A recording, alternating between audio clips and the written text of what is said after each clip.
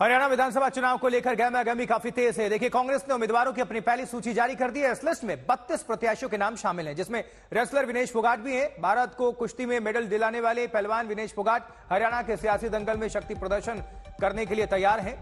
विनेश फोगाट को जुलाना से कांग्रेस ने टिकट दिया है, अपना प्रत्याशी घोषित किया है। वहीं पूर्व मुख्यमंत्री भूपेंद्र सिंह हुड्डा को गढ़ी सांपला किलोई से मौका दिया गया है। खास बात यह है कि कांग्रेस ने 28 मौजूदा विधायकों को भी टिकट दिया है, उनके टिकट नहीं काटे हैं। ईडी जांच का सामना कर रहे 3 विधायकों को भी टिकट थमा दिया है कांग्रेस ने। विनेश के साथ कांग्रेस का दामन थामने वाले पहलवान बजरंग पुनिया को फिलहाल टिकट तो नहीं दिया गया, लेकिन उन्हें किसान कांग्रेस का कार्यकारी अध्यक्ष बनाकर एक जिम्मेदारी जरूर सौंप दी गई। पहली लिस्ट में जाट और एससी उम्मीदवारों का जोर है। 32 नाम जो ऐलान हुए हैं, इसमें विनेश फोगाट को कांग्रेस ने जुलाना से टिकट दिया है। यह प्रत्याशियों की सूची है।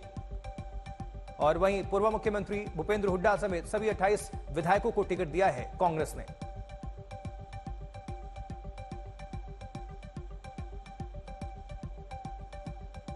तो उम्मीदवारों में खास बातें क्या है, देखिए, भारतीय जनता पार्टी 67 नाम इन्होंने घोषित किए और कांग्रेस ने अभी 32 उम्मीदवारों पर दाव लगाए हैं। फिलहाल पहली सूची में उनके नाम शामिल हैं।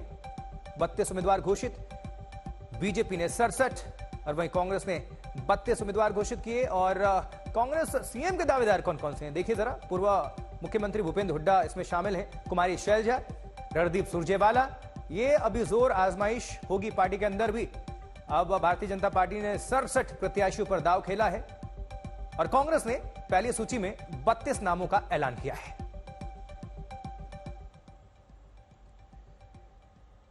और वहीं देखिए, विनेश की सियासी पारी को लेकर सारे सवालों का जवाब मिल गया है। विनेश जुलाना से कांग्रेस उम्मीदवार होंगी और जुलाना इलाके में विनेश का ससुराल है। जाटों की वोट हासिल करने के लिए कांग्रेस ने यह बड़ा दांव खेला है। विनेश और बजरंग ने कल कांग्रेस की सदस्यता ग्रहण की और कुछ घंटों के भीतर ही विनेश को टिकट मिल गया है।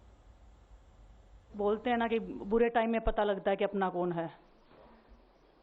जब हम रोड पे घसीटे जा रहे थे तो छोड़ के बीजेपी को देश में जितनी भी पार्टियां हैं वो हमारे साथ में थी, हमारे दर्द को समझ पा रही थी, हमारे आंसुओं को समझ पा रही थी। रेसलिंग में मैंने पूरा कोशिश किया कि मैं जितनी भी महिलाओं को, छोटी बच्चियों को इंस्पायर कर सकती हूँ। मैं चाहती तो मैं जंतर मंतर पे रेसलिंग छोड़ सकती थी और सभी लोग भी मान रहे थे, पूरा देश इस चीज़ को विश्वास कर रहा था, क्योंकि बीजेपी आईटी सेल ने उस चीज़ को साबित करने की कोशिश की थी कि हम चले हुए कारतूस हैं, हम ख़त्म हो गए हैं, हम पॉलिटिक्स कर रहे हैं। जो आज बीजेपी की आईटी सेल बोल रही है कि इनका मकसद तो सिर्फ राजनीति करना था, हमने तो उनको लेटर भेजा था, वो जब भी नहीं आए। हमने तो बीजेपी के जो सांसद थी, जितनी भी महिला सांसद थी, उनके घर पे लेटर दिया था, वो फिर भी उन बच्चियों के साथ नहीं खड़े हो पाए।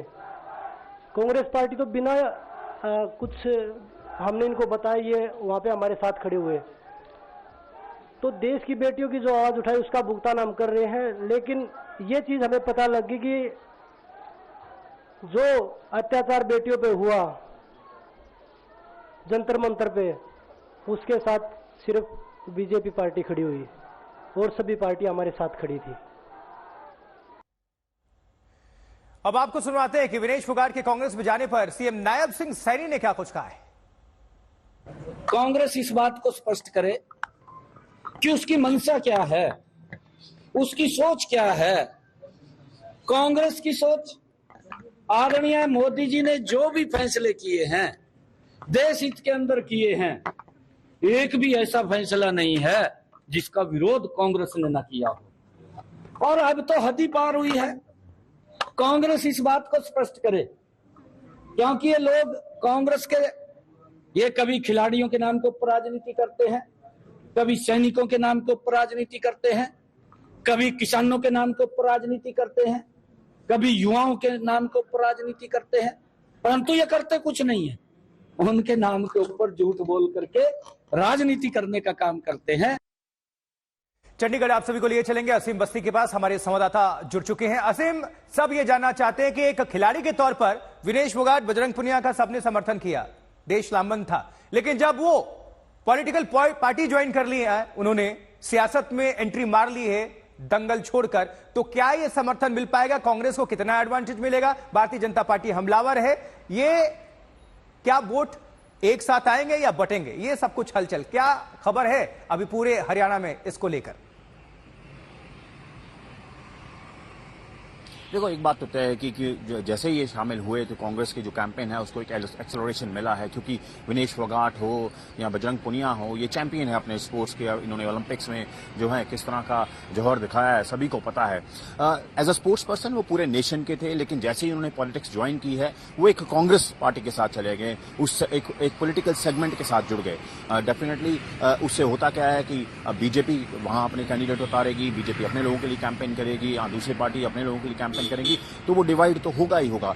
लेकिन जहां तक कि इनके लिए भी एक बहुत बड़ा टॉकिंग पॉइंट है कि जिस तरह इन्होंने स्पोर्ट्स में एक्सेलरेट किया, क्या इसको कन्वर्ट कर पाते हैं अपनी पॉलिटिकल इनिंग्स में, पॉलिटिकल जर्नी में। लेकिन पॉलिटिक्स डेफिनेटली शुरू हो गई है। जैसे आपने सुनाया, मुझे ब्रजभूषण का कहना है कि हाँ, ये देखो, ये पूरा मोटिवेटेड था, कांग्रेस बैक था, जो पूरी कंट्रोवर्सी थी। इसी तरह नायब सैनी ने भी कहा कि ये राजनीति के शिकार हो रहे हैं, तो ये चलेगी बात। लेकिन एक नेचुरल एडवांटेज होता है स्पोर्ट्स पर्सन को, सेलिब्रिटी को, जब वो, क्योंकि उनका एक मास बेस होता है, एक फैन फॉलोइंग होती है। लेकिन डेफिनेटली बीजेपी कॉन्सेंट्रेट करेगा जुलाना में कि अपने वोट बैंक को वो स्ट्रांग करे। जी बिल्कुल सही कहा आपने, मास बेस होता है, लेकिन वो वोट बैंक में तब्दील हो पाता है या नहीं, ये देखने वाली बात होगी। आपका शुक्रिया आसिम, इस खबर पर जानकारी देने के लिए।